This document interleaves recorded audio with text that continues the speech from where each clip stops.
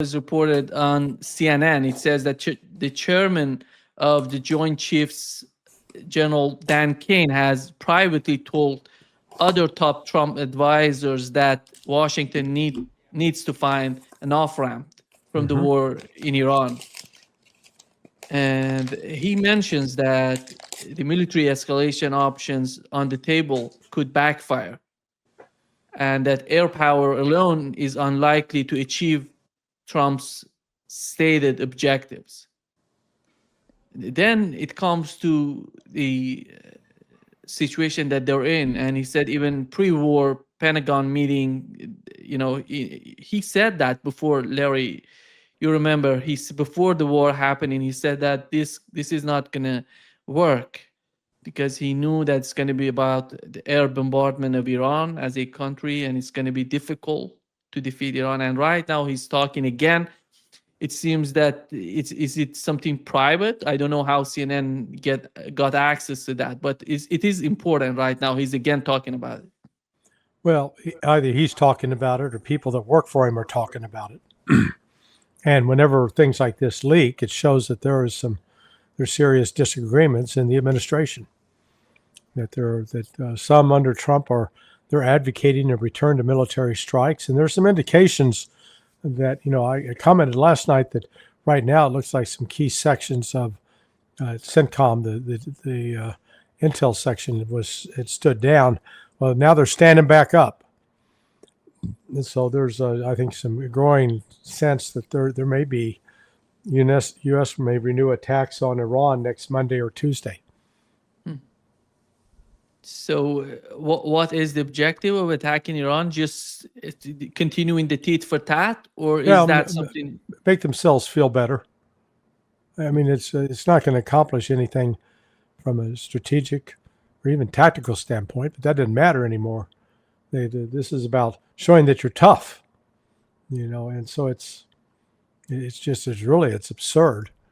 But it looks like the ones advocating more military action, that they're winning. That Trump's starting to listen to them. He's ignoring Kane. Kane and the commanders have said this is not going to work out. You're going to run out of missiles and you're going to weaken us. And Trump's ignoring it.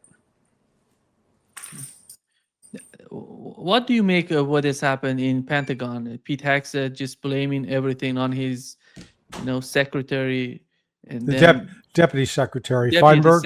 Yeah. Yeah, I said, here's the Christian blaming the Jew. Feinberg's Jewish, so hey, I'm not responsible. He's responsible. So this sort of scapegoat. It's just, Feinberg's not responsible. The reality is, Feinberg didn't do this, and Hegseth didn't do this. This was baked into the system. They didn't take time to sit down and look at the actual data, and then project how much was going to be used, and then go back and say, we don't have enough. Our production isn't up. It's not a matter like they had deliberately chosen to produce less. This has been budget. These budgets have been in place for years. I mean, like the Pact 3, they started producing that back in 2015, 11 years ago. So they got a problem with they've used up all of these significant weapons, and to reproduce them is impossible. Can't replace them because they depend upon Chinese rare earth minerals, and the Chinese are saying, no, we're not giving it to you. It's so interesting, Larry, because in all of these reports that I've seen so far in Associated Press, on CNN, all these mainstream media, right? They don't mention the dependence of the United States on the Chinese rare earth minerals. Right. Nobody's coming out with that argument and saying how important is that. And even the new report on Associated Press says the U.S. Army is opening military test ranges to private defense companies developing missiles, drones, ammunitions, and other weapons in an effort to accelerate testing. And there is nothing there about China and the importance of China in producing new weapons. Oh no, I know. That's what I'm saying. They think, it's not. They say all we got to do is appropriate more money or increase the profit margin of these military industrial complex types. No, that's not going to do it. It's, they don't understand it. That will not fix the problem. So they're going to, they're going to learn the hard way until they'll keep pushing and pushing these attacks until they'll run out of money, or run out of rare earth minerals, I guess is more accurate. Larry, how do you see the role of the Japanese economy under pressure that they're feeling right now in Washington? Yeah, well, I mean, it's a problem for them. I mean, absolutely, they've got to, they had to intervene. Besant did, because without intervention, the Japanese who are holding all these U.S. treasuries, they'd start selling those out. Well, that would then flood the market, and then that would got too much supply of U.S. T-bills out there. Then the price would drop, and then that means the United States would be paying a lot more for imports. So it was just, and what Besant did as solution was he basically sabotaged the Europeans, who got they got sandbagged. Today we had a statement from Iranian National Security, Larry, just hours ago. They said, when it comes to the opening of the Strait of Hormuz, they mentioned that, first of all, the United States has to change. They're talking about Donald Trump himself, in my opinion, to change his language, the way that he's insulting, the Iranian people. They said the first line. The second line is about the aggression against. They mention in the second line, the second clause, or the second paragraph, if we can put it this way. They said, end of war, end the war and aggression against Iran and its allies. They're mentioning Lebanon, Palestine, Yemen, Right. and Iraq permanently. These are conditions, Iranian conditions, in Iran's Supreme National Security Council to open up the Strait of Hormuz. And they're talking about the blockade and the Iranian frozen assets and the sanctions all together. And it says, those people who are in the streets, on streets, in each and every city in Iran, they're asking for this. We cannot back down. Yeah. And they said, we're going to achieve it through war, using war, or with negotiations. They're not closing the doors on negotiations. They're talking about, we're going to pursue that through negotiations or war, but we're going to achieve all of them. This is the mindset. I don't see Donald Trump being willing to, to understand, to even understand the position that the Iranians are in right now. Yeah, no, you're expecting empathy from him? No, don't hold your breath. Yeah, that's not going to happen. It is, Trump operates in his own little world, and he is the center of his world, his universe, and the total lack of empathy on his part for the people that he's attacking, the countries, the human suffering that's caused by his policies. Some would say is a further medical indicator that that he is suffering a mental decline.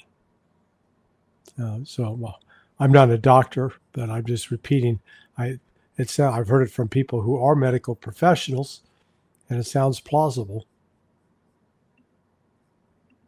What is, Larry, the situation in the Strait of Hormuz? Today we had 2 attacks on 2 vessels. One of them was belonging to UAE, which was attacked. This is the 4th tankers. The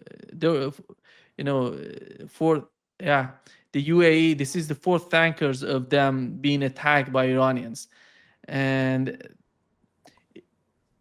you have the strait being closed, and the UAE announced that one of their ships was targeted while passing through the Strait of Hormuz. They're not, denying what was happening.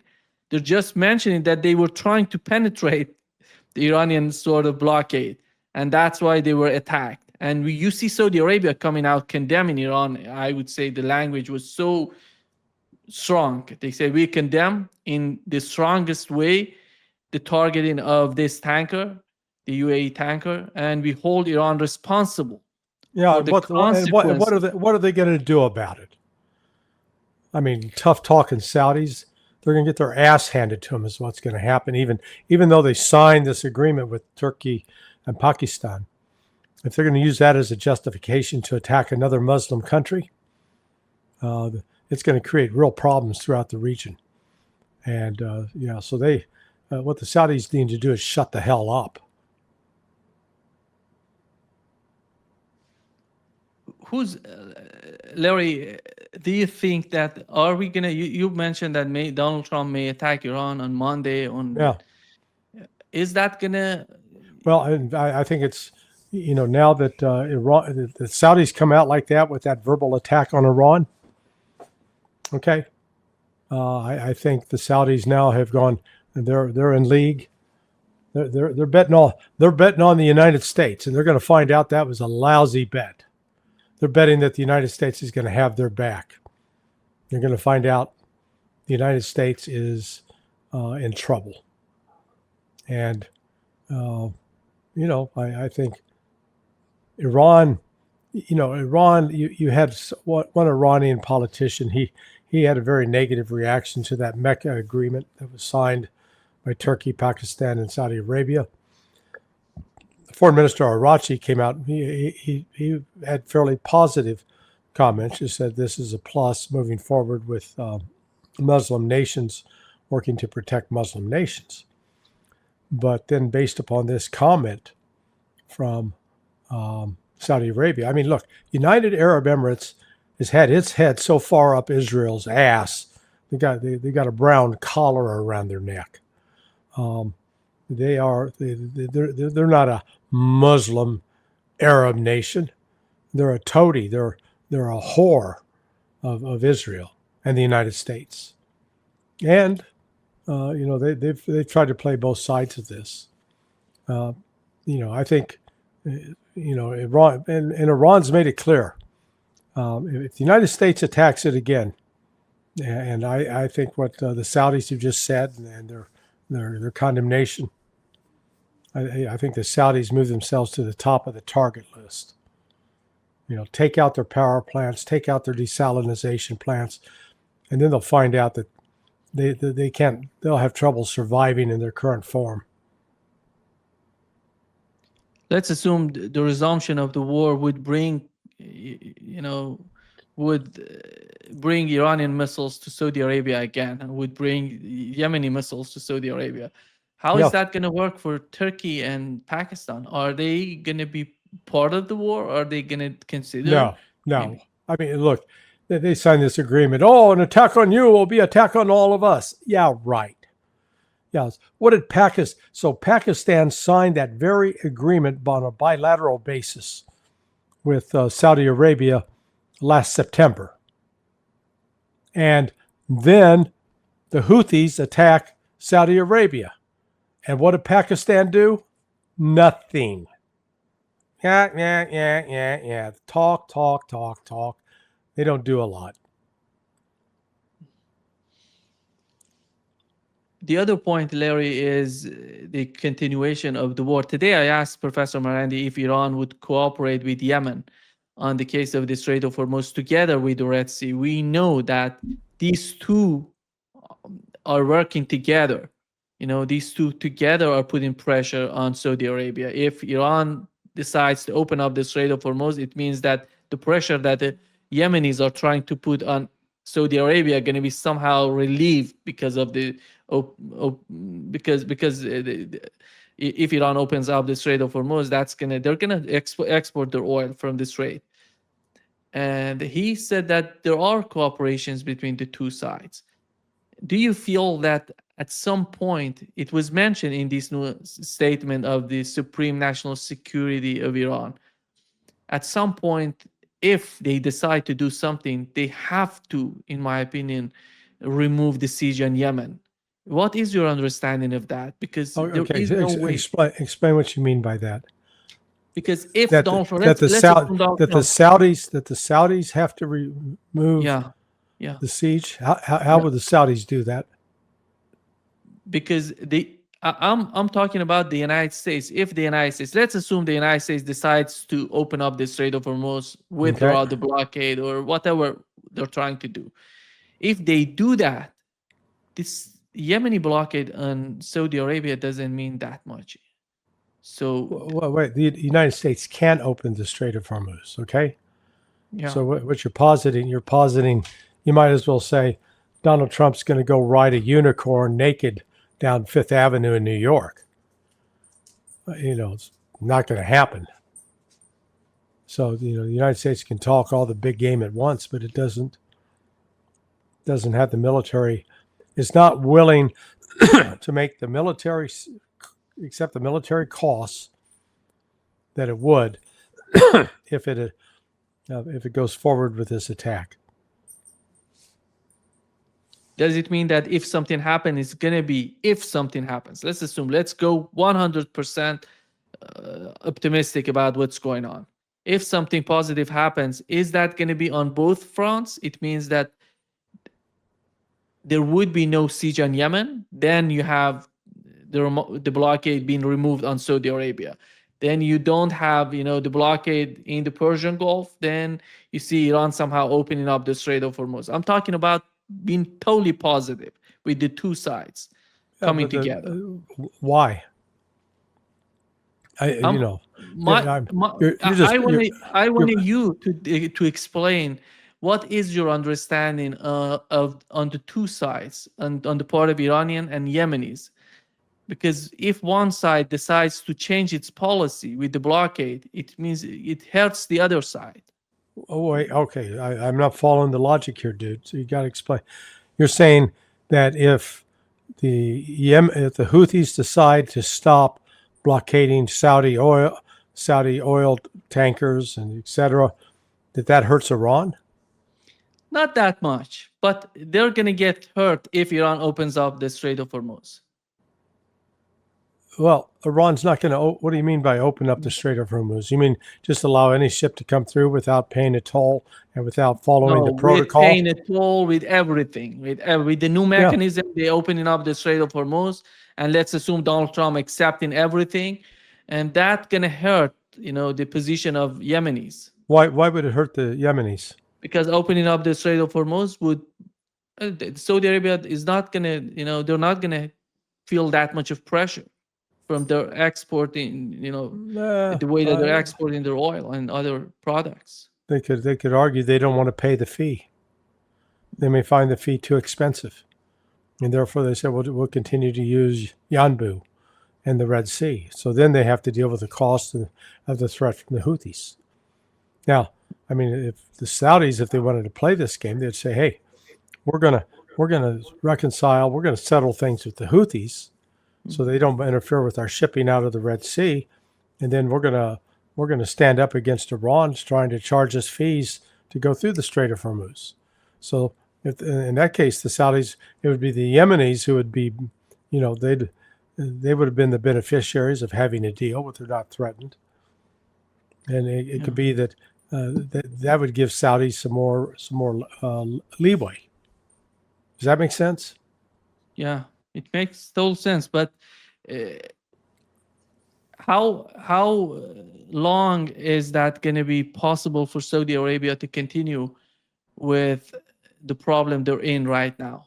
On one hand, you see they're trying to resolve the military problem with, I suspect, because today I talked with Morandi, he says maybe one of the main objective would be Yemen, and I'm not sure how are they gonna force Yemen. Stop.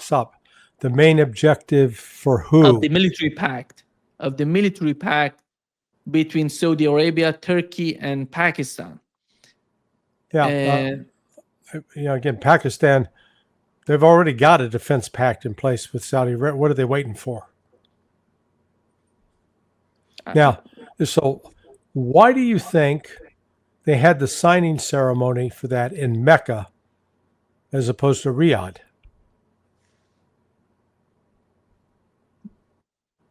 Signing ceremony. What?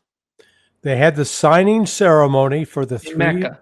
the Pakistan, Turkey, and Saudi Arabia. They had the signing ceremony for that defense pact, as they're calling it, Yeah. in Mecca. They Mecca, didn't have it in exactly. Riyadh. Yeah. Do you think that's important? I think it's so important Why? because of Mecca. Mecca is something. It's so symbolic for all the Muslims Correct. around the world. All right, and I agree. That's why I'm asking. I'm engaging you in the Socratic method here of teaching. That instead of me telling you, I'm asking you questions where you have to discover and say, "Yeah, that's what I believe." Yeah, on reflection, I think it was a symbolic act, and these three countries, they didn't just decide to do this last week or 2 weeks ago. They were, if you recall, back when they first had the meeting in Switzerland in June, that there was another meeting that the Pakistanis chaired. Their foreign minister, the Pakistani foreign minister, was in Egypt meeting with the Turks and the Saudis and the Egyptians. So, and this goes back to April, end of April, when Arachi visited Putin in Moscow, and Putin comes out of that meeting and says, "Hey, we need to look at a new security architecture for the Persian Gulf." And 1 week later, Wang Yi, the Chinese foreign minister, after meeting with Arachi again, said the same thing. So it is possible that what we saw, this agreement, was really for Muslim unity against Israel, not against Iran. And somewhat, some evidence of that is that when Yemen attacked Saudi Arabia, even though there is a firm agreement between the Saudis and the Pakistanis that if you're attacked, we'll come to your aid. Well, hello, they were attacked. Where was Pakistan? Oh, they stayed home. They didn't do anything. So that's why I say you have to look at this. I'm not sure exactly what's going on. I can tell you, I think let's call it the three-way pact is intended for Israel, not intended for Iran or Yemen.